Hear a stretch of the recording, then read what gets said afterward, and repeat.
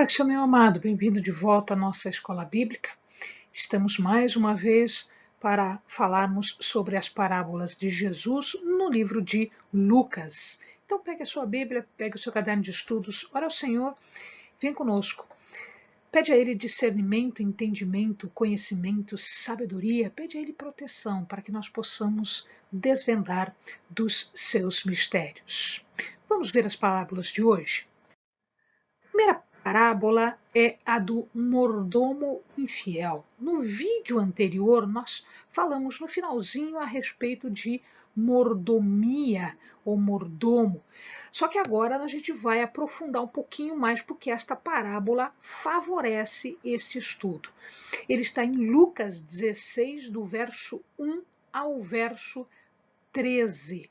E aqui nós devemos levar em consideração que, como nós somos mordomos, devemos ficar atentos, porque o Senhor vai pedir contas do nosso trabalho. Portanto, nós devemos prestar contas daquilo que fazemos enquanto mordomos da casa do Senhor. O que acontece nesta parábola é que algumas pessoas que estavam ouvindo os ensinamentos do Senhor, eles eram efetivamente mais amantes do dinheiro do que das coisas de Deus. Então, Jesus queria tocar estas pessoas, Jesus queria dar uma sacudida nestas pessoas. E, infelizmente, essas pessoas escarneciam dos seus ensinamentos, escarneciam das suas lições. Então, Jesus tenta deixar claro que ele não está contra o dinheiro. Não, não é este o problema. A maior dificuldade aqui não é o dinheiro em si, mas é o amor ao dinheiro. Nós vimos no vídeo passado, lá em Timóteo, que o dinheiro está como a raiz de todos os males. É ele que move e movia os poderosos. Naquela época havia muita dificuldade, havia muito problema, porque os poderosos, quem estava no poder, eram pessoas corruptas, eram pessoas amantes do dinheiro. Infelizmente, isto existia, inclusive, dentre os sacerdotes, dos fariseus, dos escribas, ou seja, daqueles governantes que determinavam o destino de todos. Existem, então, duas motivações. Quando nós levamos em consideração esse assunto, existem duas motivações. Primeiro, eu utilizar-me do dinheiro, tá, para a glória de Deus, para fazer a obra de Deus. Isto é uma coisa. Por quê? Porque eu tenho amor a Deus. Eu tenho amor a Ele. Para a honra e glória do seu nome é que eu estou fazendo essas coisas. Mas o que Jesus queria agora discutir e queria chamar a atenção era esse amor pelas posses, amor pelas coisas. Isso estava errado. E era sobre isso que Jesus iria falar nessa sequência de parábolas que nós vamos estudar, a começar por essa. Então aqui nós temos 3 personagens estão envolvidos nesta história.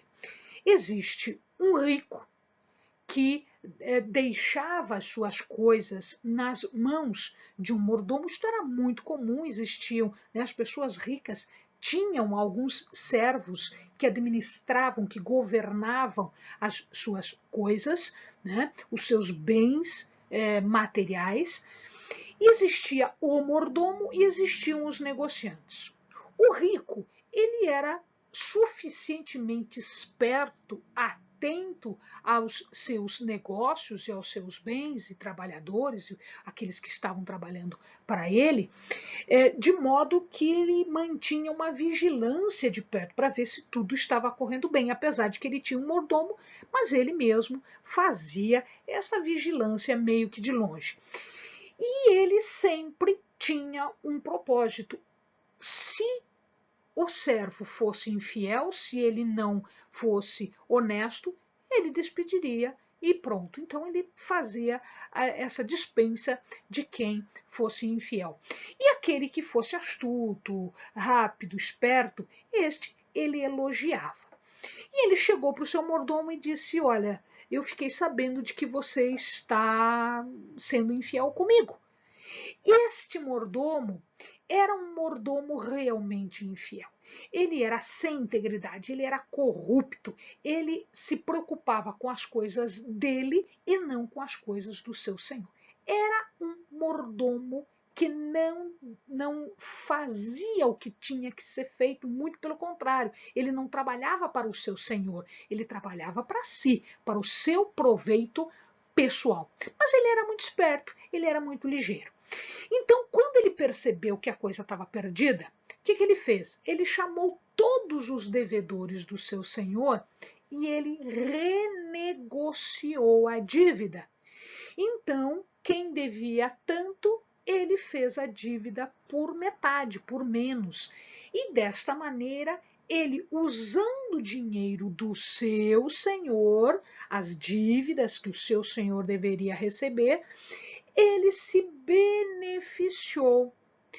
Agora, os negociantes também eram corruptos, porque eles aceitaram este engano, este engodo de fazer uma negociata de tal maneira a prejudicar o dono das coisas em proveito do seu próprio bolso. O que ele queria com isso? Ele queria granjear amigos, porque lá na frente, quando ele estivesse em dificuldade, ele iria recorrer a estas pessoas. E estas pessoas estavam lhe devendo este favor.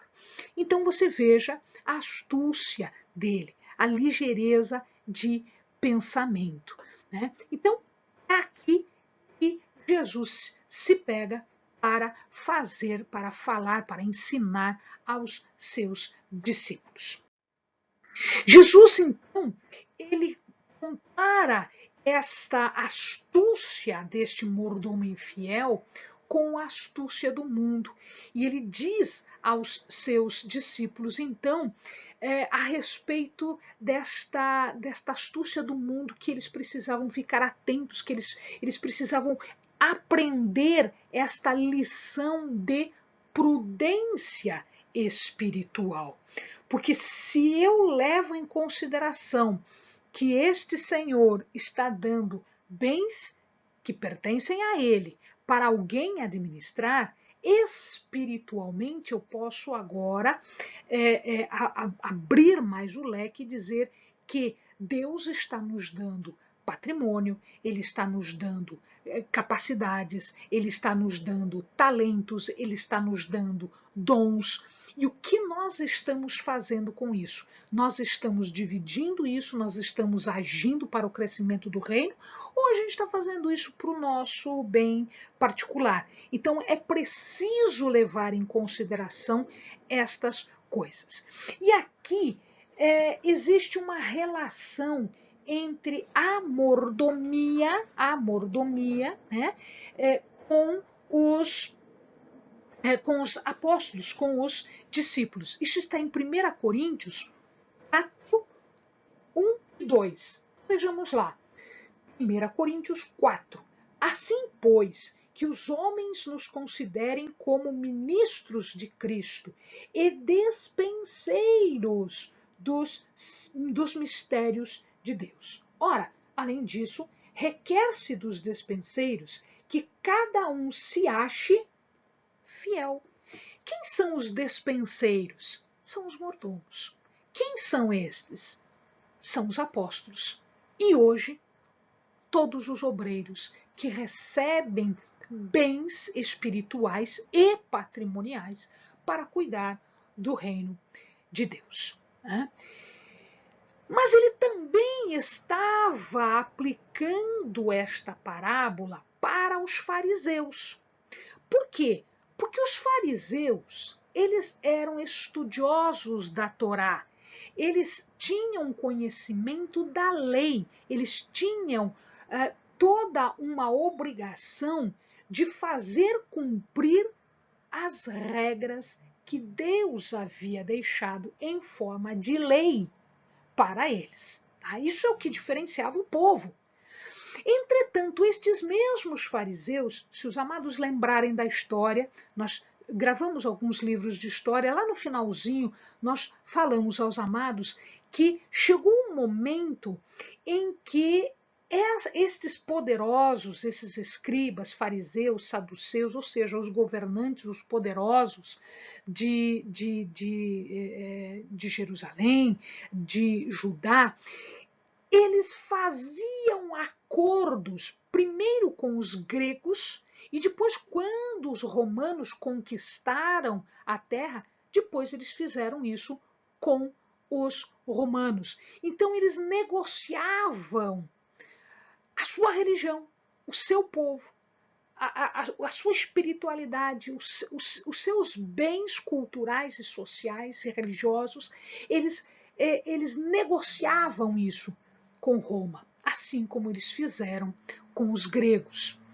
Então veja lá, o que nós tiramos aqui da primeira aplicação é que todos os mordomos devem prestar contas a Deus. Todos os mordomos devem prestar contas a Deus. Não só os do antigo pacto, né, os fariseus, saduceus, os escribas, como os do pacto novo, ou seja, os discípulos, né, de Deus, de Jesus. Muito bem, as riquezas e as influências que nós temos, elas precisam ser utilizadas no futuro. Esse mordomo infiel usou para o seu próprio benefício. Mas nós tínhamos que entender e usar esse conhecimento no sentido de que nós podemos usar as riquezas e os bens que o Senhor nos dá, os dons, os talentos que o Senhor nos dá, a capacidade, para socorrer pessoas, fazendo com que estas pessoas se tornem amigos, se tornem irmãos, se tornem da família do reino de Deus. Hoje, o que nós vemos é que muitos destes mordomos, professores, mestres, pastores, profetas, etc., etc., eles reduzem as exigências de Deus. Eles não estão adequados às exigências de Deus, mas eles estão adequados à exigência do mundo, dos poderosos. Então, hoje, nós não podemos pregar sobre o que diz a palavra. Por quê? Porque um grupo de pessoas acha que nós não podemos falar sobre algumas coisas. Eles acham que isto é errado, falar isto é errado. E algumas pessoas se reduzem a isso. Elas aceitam estas limitações. Uma coisa é a vida secular, outra coisa é a religiosa, outra coisa é a palavra de Deus. Se a palavra de Deus diz dessa forma, é desta forma que nós vamos explicar. Não existe imposição por parte de grupos sociais que se acham menosprezados e etc, etc, né? Exigências que nos fazem deixar de falar as lições de Deus. Sabe por quê, meu amado? Porque se nós não falarmos isto, a vida eterna está em risco. A vida destas pessoas está em risco. O que elas fazem com o ensinamento, isso não nos pertence. Mas nós temos a obrigação de, como despenseiros, dar a cada um a sua porção, ou seja, explicar. O que elas vão fazer com a explicação já não nos pertence mais. A obra do Espírito Santo vai ser feita, a obra no coração destas pessoas vai ser feita. A mensagem foi dada. Algumas pessoas nunca aceitarão. E a estas pessoas está destinado o inferno, o fogo eterno. Infelizmente, não porque este ou aquele decidiu, mas porque ele mesmo decide a sua vida. Ele mesmo decide o destino. Né? Tudo que nós temos aqui deve ser utilizado para que na eternidade não seja esquecido, no sentido de que nós precisamos enriquecer a obra de Deus, nós precisamos enriquecer a vida das pessoas, facilitando a vida das pessoas, trazendo a elas não só um conforto material, mas também um conforto espiritual. E isto vai se refletir num galardão lá nos céus. Ou seja, o nosso retorno não será aqui, o nosso retorno será nos céus. Muito bem, visto isso, temos uma outra parábola que se encaixa agora com esse raciocínio que nós estamos tendo. É a parábola do rico e do Lázaro. Ela vai Lucas 16, do 19 ao 31. Depois o amado para o vídeo, lê a passagem para entender melhor como os segredos, os mistérios que estão colocados aqui. E isso vem de encontro ao que a gente estava falando até agora. Veja lá, nesta parábola nós vamos encontrar uma razão muito forte para que Jesus tenha criado esta parábola e dado esta parábola para nós. Bom, eu falei agora há pouco que os fariseus, os governantes, os poderosos daquela época, tinham muitos negócios, negociatas, ligações com romanos, com pessoas da vida, ou seja, eles ganhavam muito dinheiro, né? Inclusive largando a sua cultura, largando a sua fé. Então, estes fariseus zombavam de Jesus por esse tipo de ensinamento que Jesus dava, por esse tipo de lições que Jesus trazia. Por quê? Porque eles viviam no luxo, eles viviam nos prazeres, eles viviam na riqueza. Eles não davam bola para os pobres, eles não davam bola para os necessitados, eles não estavam nem aí se a pessoa precisava de uma cura, se a pessoa precisava de um suporte espiritual, se a pessoa precisava de alguma coisa. Eles não se preocupavam com isso. Eles se preocupavam com a sua boa vida, eles se preocupavam com o status, com a sua posição. Dá uma lida quando Jesus foi julgado, né, o posicionamento dos componentes do Sinédrio, dos fariseus e dos saduceus, e você vai entender como, neste caso, eles estavam preocupados com o poder que Roma estava dando para eles e não com a salvação, o reino de Deus que tinha, enfim, chegado até eles. E eles não viram por causa disso, estavam cegos de ambição, de ganância pelo dinheiro. Então, Jesus ele coloca aqui duas pessoas. Ele coloca um rico e ele coloca um pobre. O rico nós não sabemos o nome, é óbvio que depois de algum tempo as próprias pessoas acabam criando nomes para isso, mas na palavra não está escrito, Jesus não apresenta como nome, ele diz apenas um rico, mas o pobre ele dá nome. E é interessante que ele dê nome ao pobre. É a única parábola onde Jesus dá o nome para uma pessoa. Ele chama este pobre de Lázaro. E é interessante porque ele escolheu esse nome Lázaro. Veja que Lázaro não é o mesmo Lázaro que foi ressuscitado, tá? Não é o mesmo Lázaro. Tem o mesmo nome, mas não é a mesma pessoa. Por que Lázaro? Por que Jesus escolheu o nome de Lázaro para dar para esta pessoa aqui, para este pobre? Porque Lázaro quer dizer Deus tem ajudado. A palavra Lázaro, o nome Lázaro, significa Deus tem ajudado. Então, por isso que ele deu o nome. Então, veja lá, quem era esse rico? Então, vamos ver alguns contrastes, uns 5, 6 contrastes entre eles. O primeiro contraste é o contraste em vida, quando eles estavam vivos. Como é que eram essas duas pessoas? Então, eu tenho, por um lado, o rico, né, sem nome. E ele tinha muito dinheiro, vivia no luxo, tinha uma mansão, amigos, comia, bebia, se divertia, tinha fartura, diz que tinha saúde, vestia-se como um rei, ou seja, ele tinha tudo do bom e do melhor, menos o principal. O que ele não tinha? Ele não tinha Deus na sua vida. Então a palavra deixa muito claro que o problema dele não era ser rico. O problema dele era ser sem Deus. Ele não tinha Deus. Apesar de que você não vai encontrar um pecado. Ah, ele não fez isso. Não, ele não fala. Né? Mas o pecado maior, o problema maior deste rico é que ele era autossuficiente. Não era Deus na vida dele. Não tinha Deus na vida dele. Este era o problema. Por um outro lado, na frente da sua casa ficava um pobre esmolando, ou seja, pedindo esmola, pedindo ajuda e caridade das pessoas, que era o tal do Lázaro.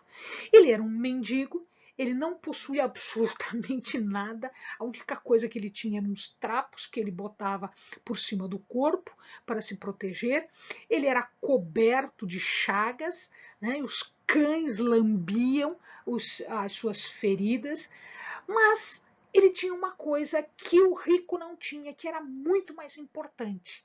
Ele tinha Deus. Ele era grato por aquele pouco que ele recebia. Aquele pouco que era suficiente para ele sobreviver era o que ele tinha e ele era grato por isso, por esta providência divina que lhe fazia sobreviver e ter o que comer mais um dia. Segundo, o contraste na morte. Então, quando eles morrem, um morre, depois o outro morre, né, nós não temos, não há nenhum detalhe do sepultamento destas pessoas. Então, o que se tem, se sabe que o rico foi sepultado, mas o pobre Lázaro, a gente só sabe que ele morreu. Então, se diz que ele foi sepultado, significa que ele passou por todo o ritual de sepultamento, que envolvia uma série de coisas.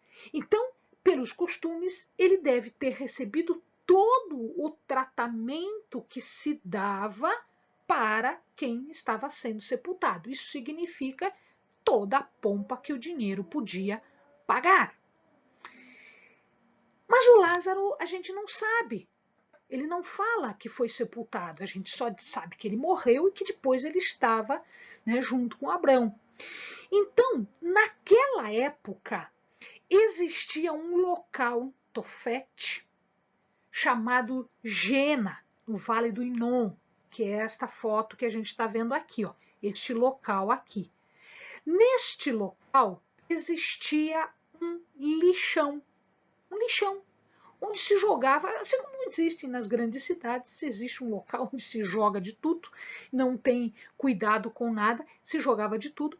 Eles jogavam as pessoas mortas, os pobres que não tinham sepulcro, que não tinham ninguém por eles, eles eram jogados ali. Era jogado lixo, era jogado carcaça de bicho, era jogado tudo que eles não queriam, era jogado neste local.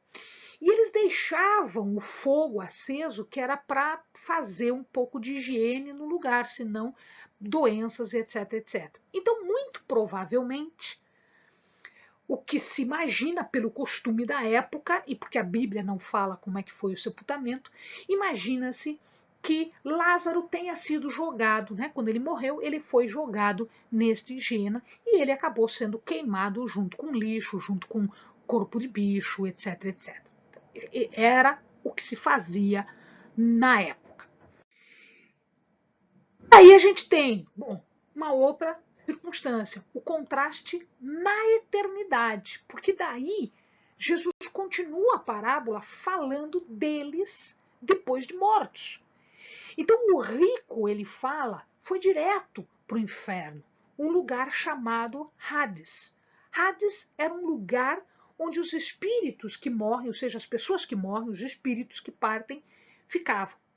Esse Hades era dividido em duas partes. Uma parte era o inferno e outra parte era o paraíso. Então, este lugar, né, o inferno, recebeu o rico. O rico foi para lá. E ele estava sendo importunado, por óbvio. Ele estava sendo incomodado por tudo que existia naquele local. Este local, este inferno do Hades, ele vai se transformar lá no Apocalipse, em alguns livros, em algumas passagens apocalípticas, ele vai se transformar no que se chama de Lago de Fogo, né? Que é o lugar para onde vão todos os pecadores, os iníquos, todos aqueles que não aproveitaram a chance que tinham de se redimir e ir para os céus. E este rico foi para lá, não porque era rico. Não, gente, ele não foi para lá porque ele era rico. Ele foi para lá porque ele era infiel a Deus. Ele não tinha Deus na sua vida. E não tendo Deus na sua vida, vai para o inferno. Lázaro foi para o outro lado. Lázaro foi para o paraíso, uma outra parte do Hades. Lá ele vai se encontrar com outros que já tinham morrido e que estavam no paraíso. Ele cita textualmente, né, Jesus fala sobre Abraão, diz no seio de Abraão. Significa, não quer dizer que ele estava no colo de Abraão, está dizendo que ele estava junto com Abraão, ou seja, no mesmo lugar, no mesmo espaço, que é o paraíso, um espaço, um estado de bênção. Dali ele vai para os céus, né? Ele vai junto com Jesus. Lázaro estava sendo confortado. A palavra grega aqui é paracaléu. Paracaléu é a mesma palavra que dá origem a paracleto, que quer dizer Espírito Santo, que é o Espírito Consolador. Então, Lázaro estava sendo consolado porque ele passou a vida em tribulação, agora ele passa a eternidade em conforto junto aos Deus. A lição que nós tiramos daqui é muito clara, né? Um homem não pode servir a dois senhores. Ou ele serve a Deus ou ele serve a Mamon. Ele não pode servir a Deus e ao dinheiro ao mesmo tempo. A escolha da eternidade, super importante, amados, ela é feita aqui enquanto nós estamos vivos. E a nossa escolha, ela é para sempre, ela é eterna. Não dá para mudar de ideia quando nós estivermos na sepultura, né? Nós fazemos a nossa escolha, ela é uma escolha eterna, mas ela é uma escolha definitiva. Eu não posso mudar de ideia. Terceira lição que nós aprendemos aqui. Tanto o inferno quanto o paraíso são reais. Eles existem. Apesar de que muita gente diz que não. Muita gente fala no Face, no Instagram, no Face, no WhatsApp, não sei das quantas. Muita gente fala muita coisa por aí. Não interessa o que essas pessoas falam. Interessa o que Jesus falou e o que Deus determinou. Inferno e paraíso são reais.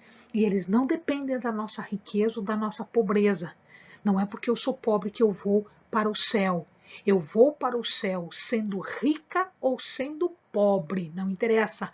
Mas eu vou para o céu de acordo com o meu relacionamento com Jesus. É isso que me faz ir para um lado ou para outro lado. Uma outra parábola não é muito discutida, mas que Lucas apresenta aqui para nós, está em Lucas 17, de 7 a 10. E ele dá um reforço para aqueles que às vezes se sentem cansados, né?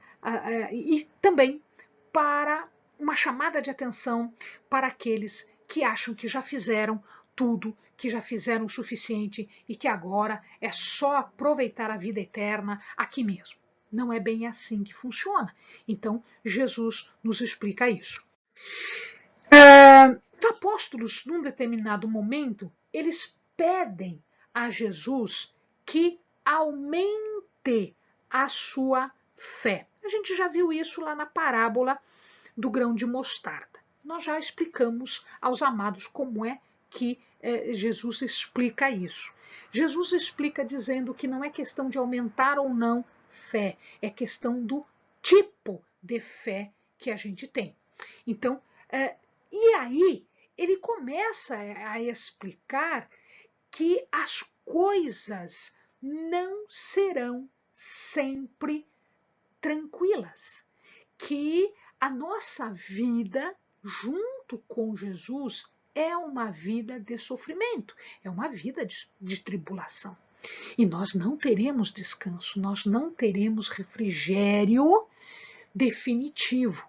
Ou seja, esta nossa vida é uma vida de sofrimento, de batalha, de trabalho até o fim.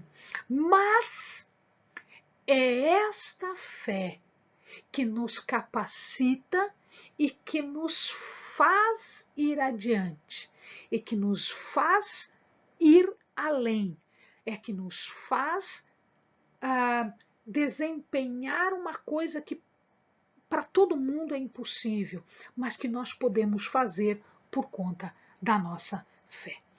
Esta fé, como é obtida?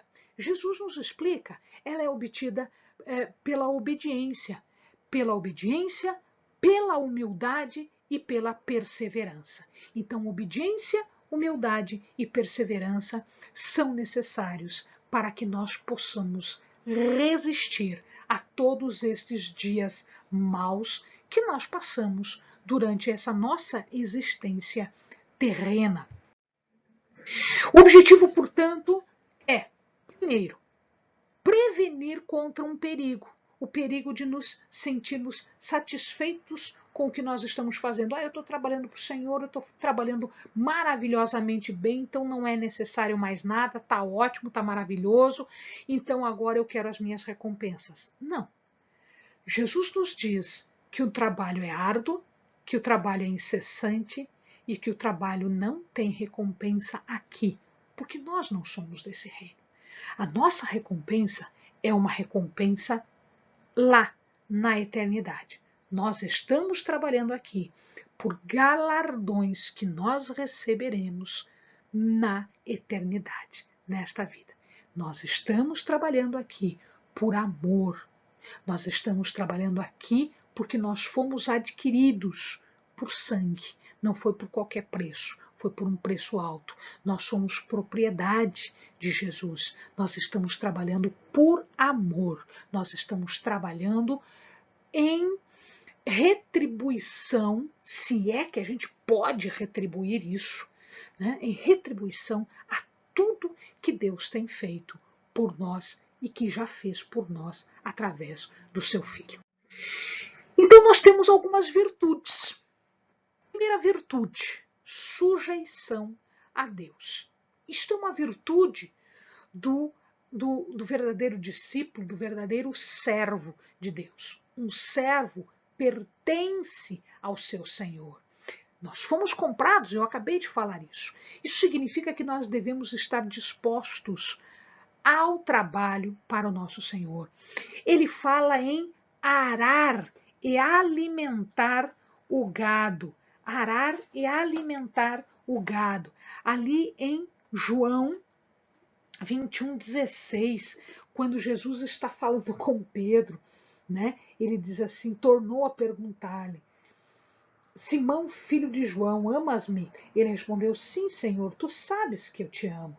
Disse-lhe Jesus, apacenta as minhas ovelhas. Isso porque no verso anterior, né, no 15, no final do 15, ele falou a mesma coisa, apacenta os meus cordeiros. Ou seja, isto é serviço espiritual. Apacentar os cordeiros, apacentar as ovelhas. Isto está em Atos 20, 28 também. Ele diz assim, olhai por vós e por todo o rebanho sobre o qual o Espírito Santo vos constitui bispos para apacentardes a igreja de Deus, a qual ele comprou com o seu próprio sangue. A mesma coisa em 1 Pedro 5:2.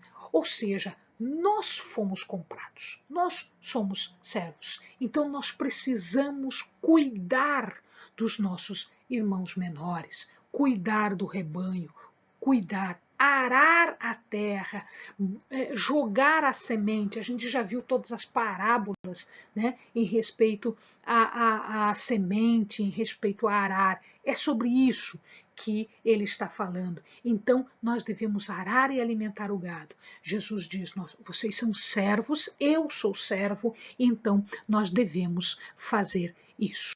A segunda virtude é o emprego da nossa energia ao serviço. Às vezes, além do nosso serviço normal, Deus ainda nos dá uma hora extra. Deus ainda nos dá um trabalho adicional. Deus ainda nos dá uma tarefa especial. E antes de nós pensarmos em nós mesmos, às vezes nós estamos cansados, às vezes nós estamos exaustos, às vezes nós precisamos dar uma pausa. Antes disso, nós precisamos pensar nas necessidades do reino, nas necessidades daquele que está morrendo, daquele que está necessitado, né? E aí a gente esquece um pouquinho do nosso descanso e corre a ajudar num outro sentido. Mas ele exige uma coisa que não faz? Não, amado. Nunca, jamais. Jesus diz que ele trabalhava enquanto o Pai trabalhava. E o Pai trabalhava direto. Até no sábado, que era dia de descanso, Deus estava trabalhando. E Jesus também trabalhava. Então ele não nos pede nada que ele mesmo não faça. Jesus trabalhava todos os dias, o dia todo, e às vezes ele era pego dormindo porque ele adormeceu em oração. Olha que coisa maravilhosa. Ele estava o tempo todo em trabalho, sem descanso, para nós e para Deus, para nós e para o reino.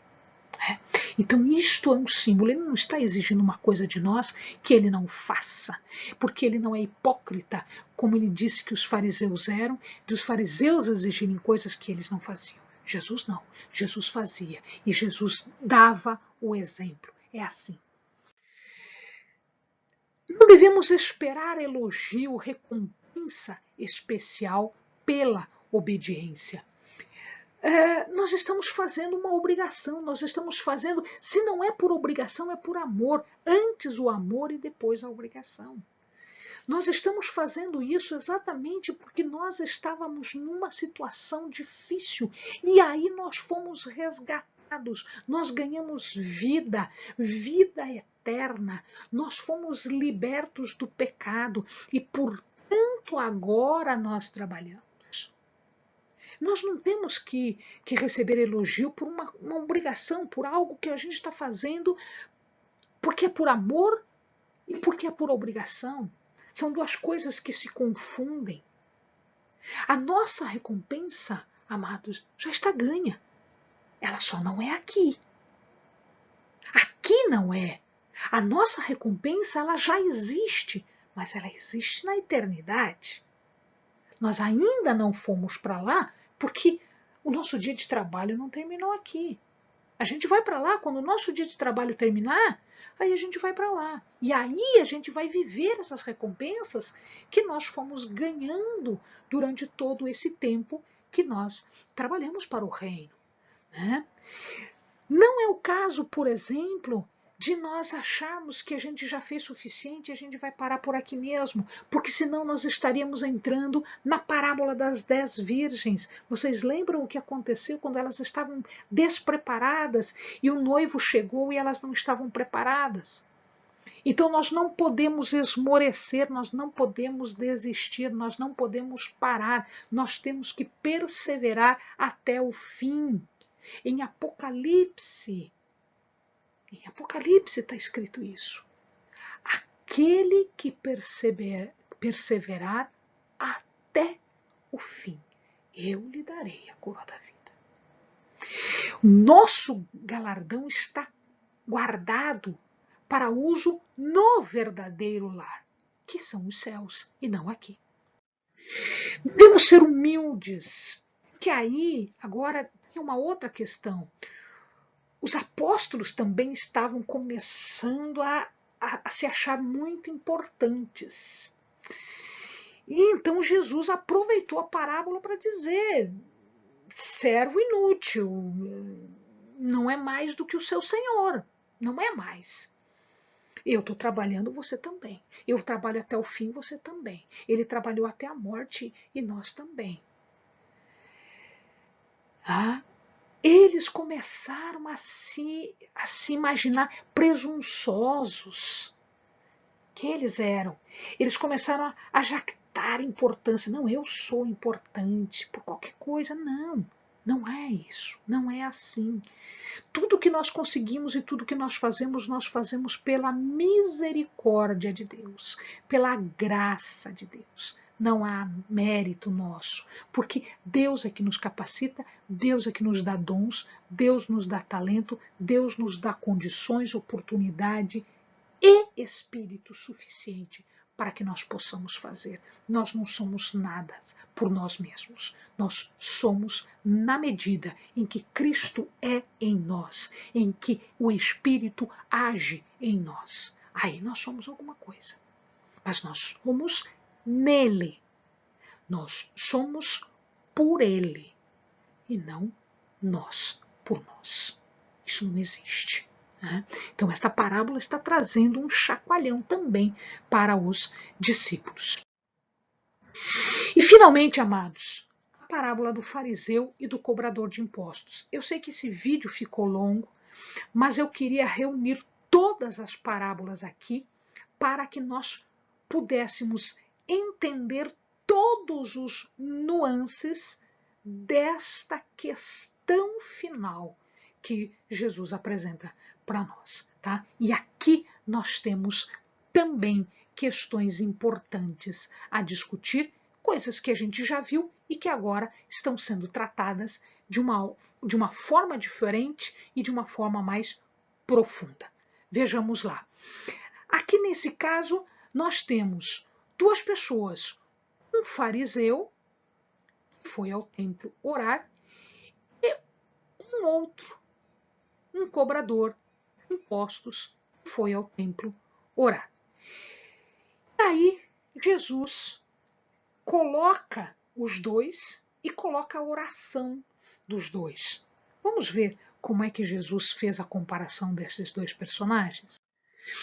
Então, o objetivo aqui era desmascarar aquelas pessoas que se acham justas aos seus próprios olhos. Eu sou demais. Eu faço a obra de Deus. Eu.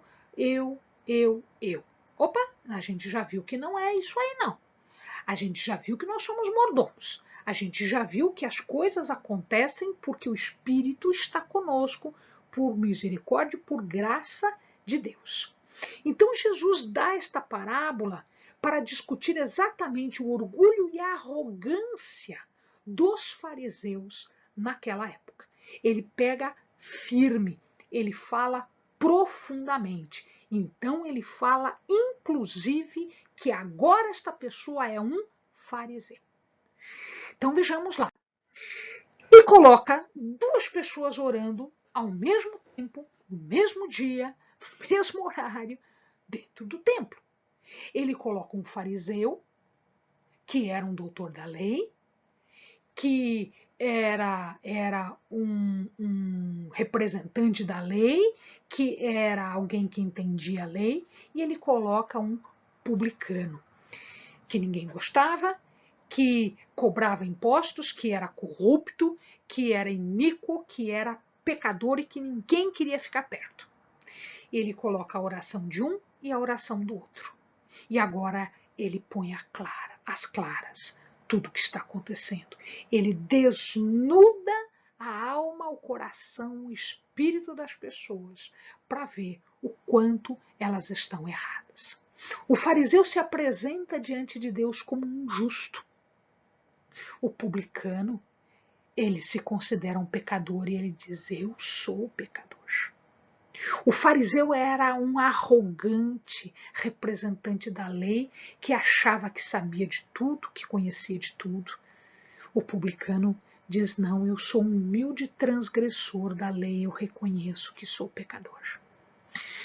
O fariseu fingia uma justiça que ele não possuía, ele não era justo como ele dizia que era.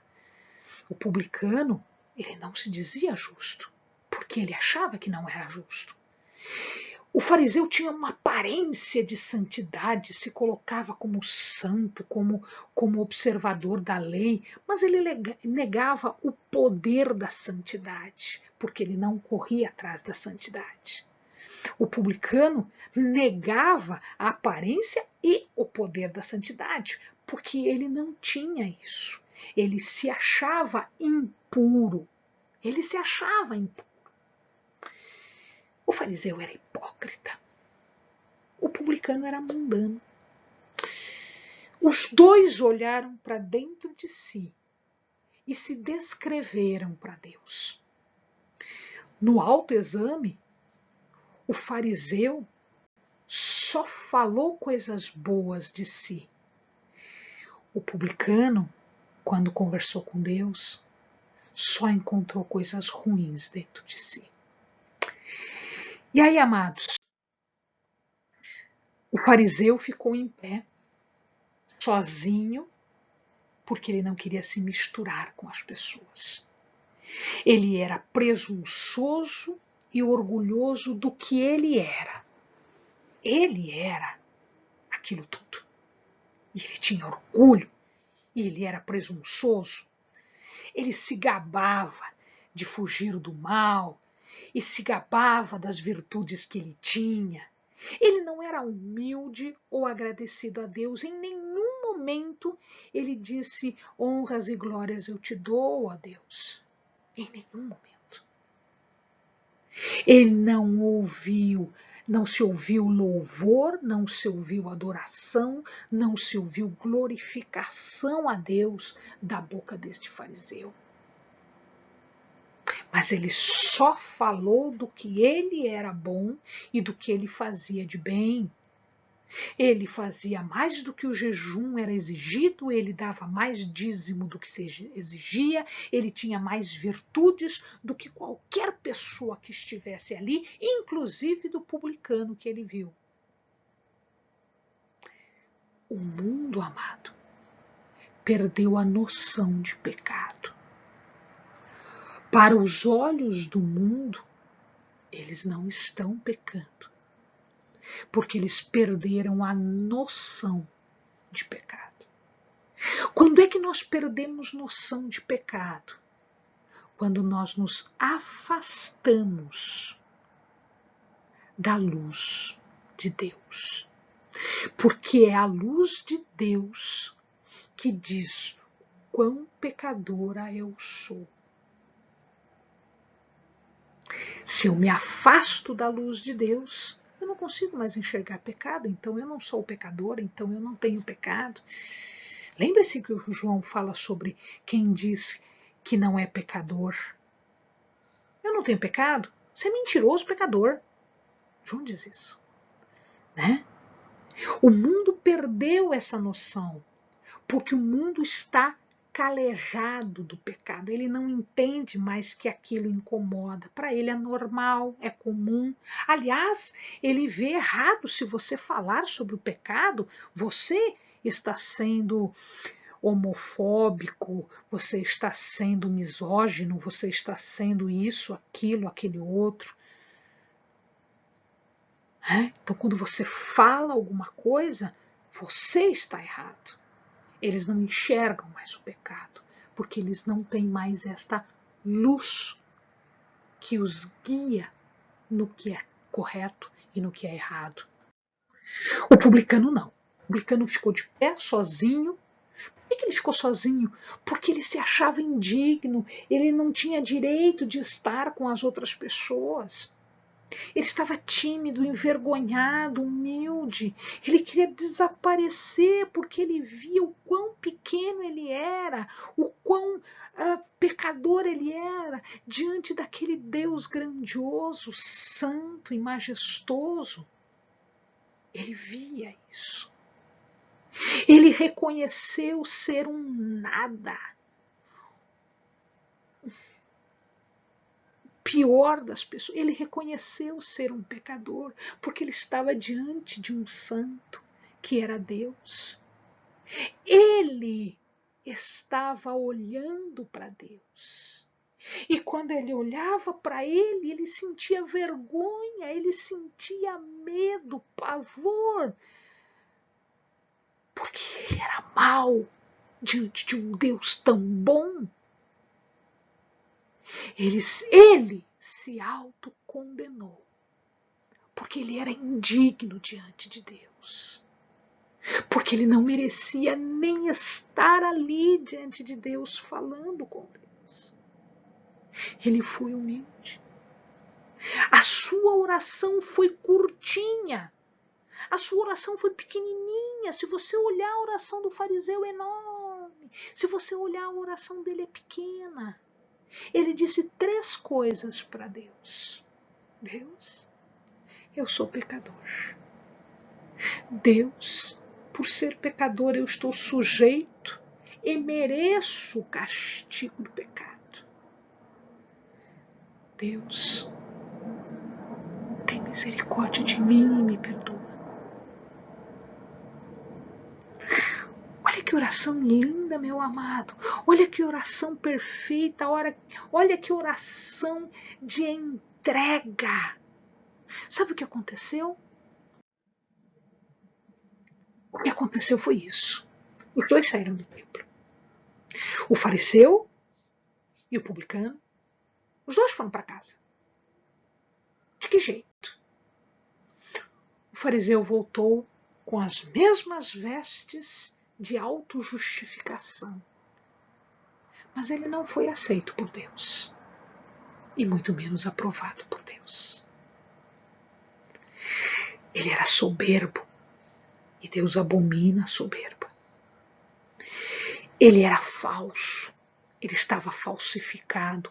Ou ele estava abaixo do padrão de qualidade. Nem se ouviu. O publicano não, meu amado. O publicano voltou justificado por Deus. Porque a justiça não vem das obras, mas da graça de Deus. Ele foi humilde o suficiente para reconhecer isso. E Deus recompensa humilde com verdadeira exaltação. Amém, meu amado. Bons estudos.